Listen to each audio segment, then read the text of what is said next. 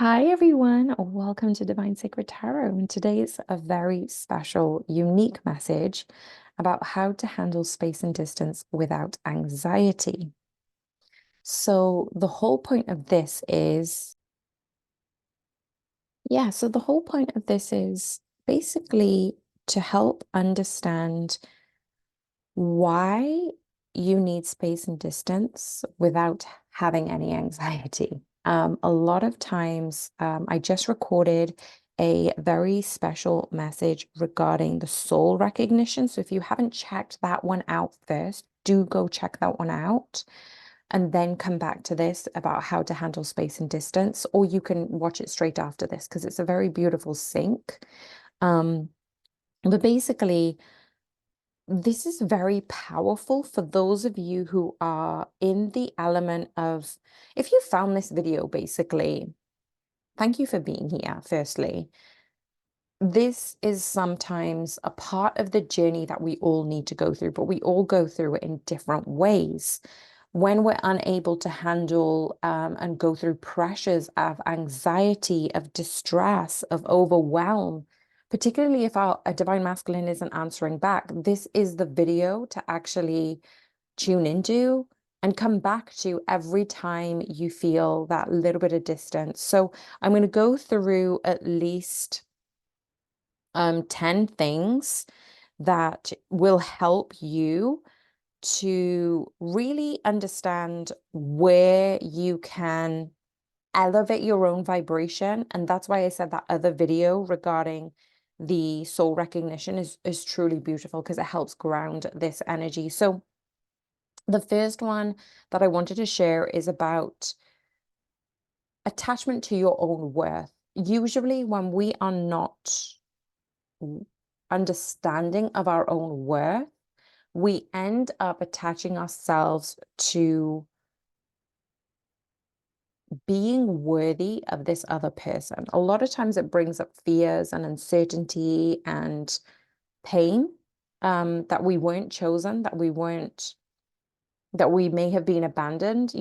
All of this comes into what has happened in your past and why does this person trigger you to bring up situations that are painful for you.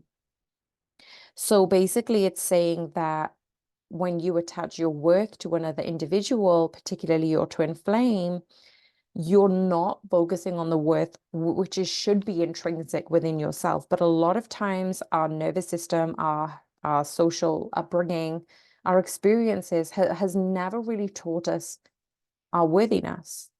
But this twin flame journey in particular really does tap into our levels of worthiness, our levels of safety and security and stability within ourselves. So your worth is not based on whether your person is with you or not, or whether your person chooses you, because you're choosing yourself each and every time. And I do remind a lot of my clients and a lot of my listeners, if you are new to my channel, please check out some of the Divine Feminine messages.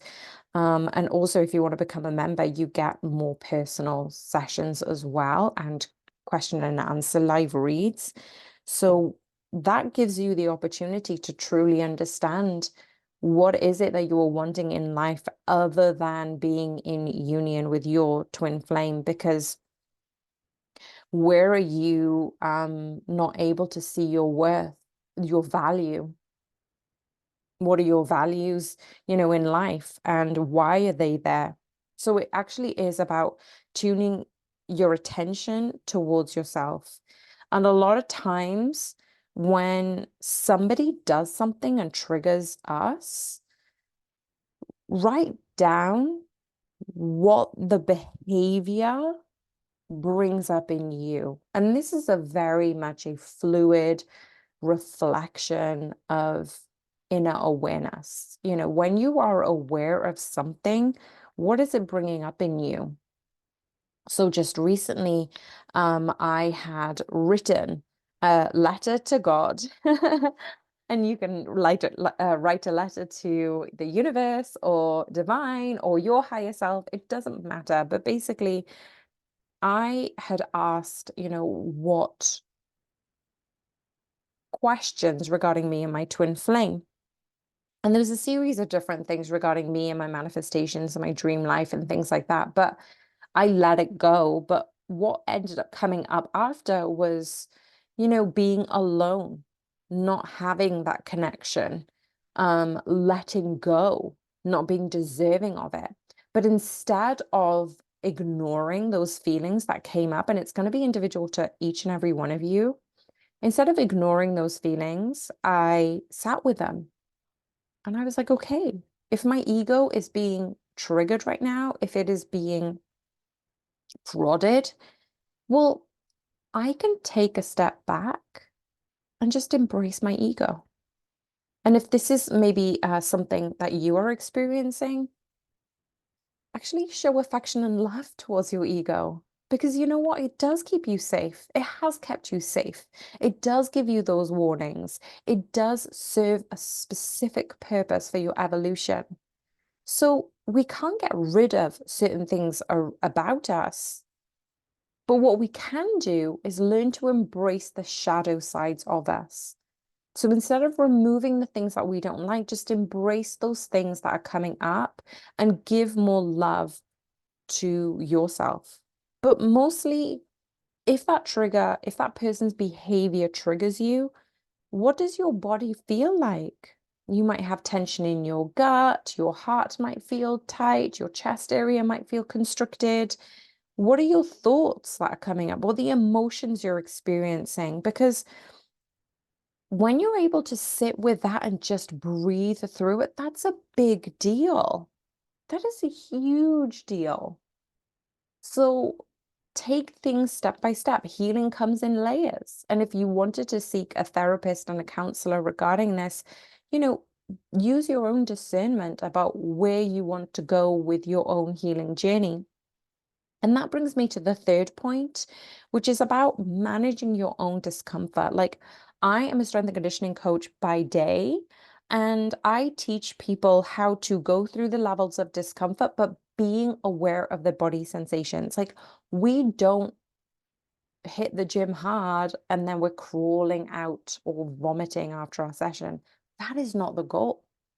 Our goal is to increase performance in a very methodical way so you can have a better day that day, the day after that, and you can excel at your performance, whether you're competing at a sport or whatever it is.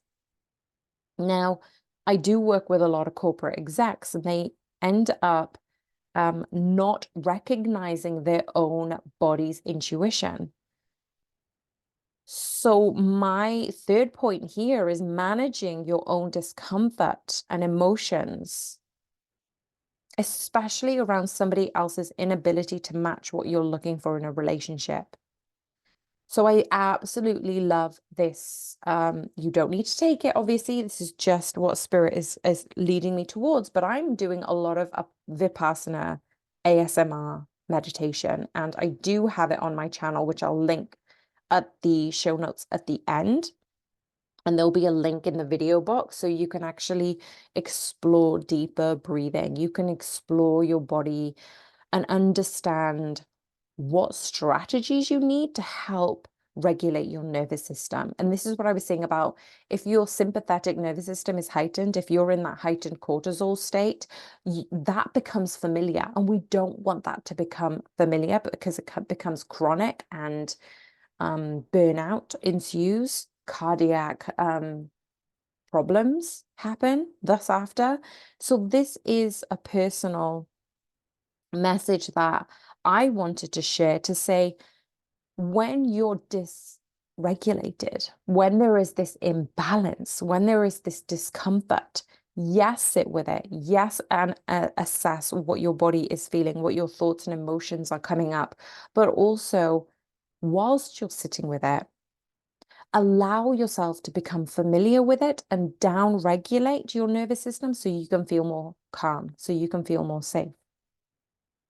So the fourth point that I wanted to raise as well was allow and notice and name your feelings. I love, love, love the Atlas of the Heart by Brené Brown. This is no way a plug, but this is a very much a expanding your vocabulary and how you understand and recognize your own emotions. So when you're sitting in the experience of your feelings and your emotions, be the observer. And this is why I was saying that Vipassana guided meditation is not about changing anything. It's not about being judgmental to yourself. It's about sitting and witnessing what is happening and experiencing where you are now. So you're bringing yourself back into that present moment.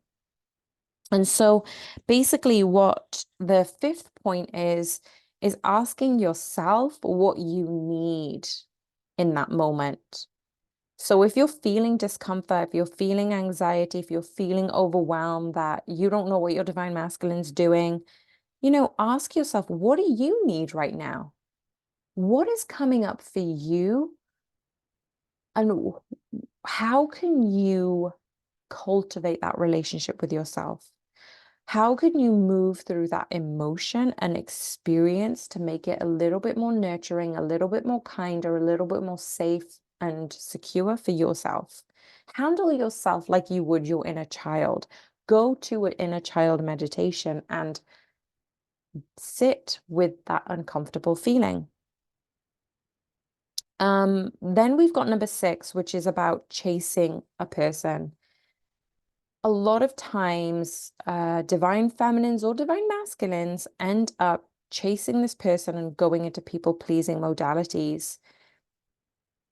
Boundaries end up dropping, we end up doing silly things, and it's basically saying, and this actually goes hand in hand with point 7. It's like, don't overfunction, but trying to figure out how to win somebody back by attention, by validation, as in manipulation. And you may not consciously be manipulating, but what I'm saying is subconsciously, you're trying to win this person back, but you're focusing on people pleasing. You're focusing on, not even having boundaries. A lot of times, twin flames have said to me that they don't even have boundaries around this. So create boundaries for yourself, create boundaries for the people you love, because eventually you're not going to have the people who love you unconditionally, you're not going to have a problem with those boundaries, basically. So let's go on to point 8. And this is about not assuming you know why this person is pulling away. It's so easy for our minds to create stories. Our mind loves stories. Do not assume you know why this person is pulling away. Allow them space to go through their own journey, to go through their own inner wounds and healing and experiencing the external without you right now. And this is actually saying, it brings me to actually point number 9, consciously choose how to respond to your person's behavior. You're going to feel it. The more you in tune with your emotions, your feelings, your thoughts, the behaviors that come up, the behaviors that other people are presenting that trigger you, you're going to make a choice about how to respond to this, how to respond. And you're going to be able to pause and respond with that energy. So if the energy feels off, like my twin flame did this maybe like a year or 2 ago, they messaged me and their energy was completely off. I think it was last year actually. Yeah, the energy was off. So I was like, all right, whatever. And my divine masculine actually did recognize the energy was off because of my response. So he left it. Because I was like, no, I'm not entertaining this type of energy. I don't feel comfortable in it. And it was very quick. Like it was something very small, but I could recognize it straight away. And so you get to choose what is aligning with your values. When you know what they are, when you've created your boundaries, it's not based on fear or insecurity. It's not based on, I need to get this person's attention and validation. This is heightening your own self-worth as you're evolving through your journey, and you're now becoming more astute about what you want to attract and how you're doing that. And also, the last one here is basically saying communicate what you're noticing in their behavior change. Actually, be honest with yourself. What are you looking for in a relationship? What are you looking for when you're going through a specific experience, and maybe even ask them, what are they looking for? Where are they at with things? Because if they're not in the right space, if they're not able to be if they're not able to commit and that's what you want, that's something that they're not aligned with. So why would you force a person? So that's not what twin flames are about either. It's about saying that when you're in this situation, you still get to choose. You don't need to pause your actions or behaviors, put your life on hold, and you get to decide whether you accept the response and how you want to move forward. So those messages are very, very specific, and I've just seen 333 at the moment. So it's very much a how to go inwards and handle your own choices, and how to also choose which vibration you want to be in. So I hope these messages helped. And if they did, please let me know in the comments box. I am still trying to grow my channel and I appreciate every single one of you. Click the like button, hit the notification bell, and click subscribe. And let me know if this resonates. I'm sending you so much love and happiness and healing. Bye for now.